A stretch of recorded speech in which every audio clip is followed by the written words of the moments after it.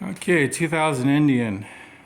Owner bought it about a year ago, rode it a couple times, a lot of little things going on. So, just got the owner's report, did my first discovery run through, and we got a lot of things going on here. Just a bike that just kind of needs that service updates and a bit of TLC care. I would say first off, there's a lot of knick-knack stuff, like he didn't lose it, it fell off, the little ring trim here, because it's only held by that one bolt down there in the bottom.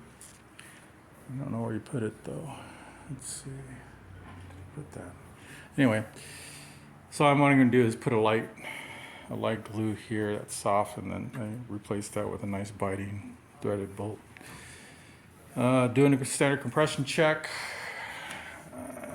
Definitely the plugs haven't been out for a while because it took a while to get off. Going after the Derby. It's a dry clutch system with a kind of a vent cover and a lifted Derby cover using bolted spacers. Okay. Dropped the oil filter and I had sludge come out of there. So prepping for bleeding the motor case through with fresh oil after I do the dump on the oil tank. And in that, pulled the rectifier, which is burnt. This has to be replaced because there's reports of light bulbs burning out, flickering, running battery test, AGM Wesco, battery. There's evidence of, the wires being very, very stiff. Especially this main wire down here plugged into got really stiff, so that means that's an indicator of it heating up. So I'm pulling this Derby cover off to inspect the stator, because in this dry state clutch system, it looked like I had components, residue coming off a stator that was falling apart. So I'm going to verify that. Dropping this front end about 30 minutes to do the forks seals and fork rebuild kit. The owner followed my directions and got the full, this is what I require if I'm having to break down the whole fork, is the whole kit. I mean, why do all that work? There's not much in labor. There is no difference in labor. So I don't understand why the owners would buy Chinese $19 oil seals, but just buy the damn kit so I can replace all the shims and everything else. There's not any more in the price. So he took that advice, and he even got the drag specialty fork oil they recommended. So that's all good. Now the brake system's failed.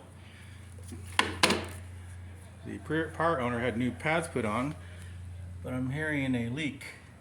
Looks like it's coming from the bleeder. It looks like the bleeder needs to be replaced, that we can get an AutoZone.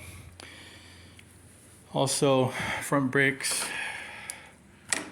need to be bled, so I'm going to basically flush with multiple brake fluid. Rear reservoir complete system flush, front reservoir complete system flush. Going to peek inside the tank with my scope. Prior mechanic did a boo-boo and capped off the air equalization port, and it created a situation where the motor pressure kept popping, the cap off kept flying off. So I'm gonna have to drain that oil because I got motor sludge, and I'm gonna have to peek in there with my scope. I'm gonna peek in the spark plugs right now with the scope, and I'm also gonna just pull the carb, and then I'm gonna have to inspect the fuel system with the tank, delivery, fuel, and carb. So I've got the Sonic tank warming up. Owner, when he had it, all he really did was replace that tail lamp and put new tires on it. So I'm doing a full around safety check, and this is a full service update systems check and estimate of repair. So I pretty much have determined about pretty suspect that the stator's a goner. So it's going to recommend, especially if that's the original one. I mean, 2000 is like 22 years. We don't want anything like that in there. There's a belt drive system, not chain drive. That's why it's dry. I'll show that when I get the cover off.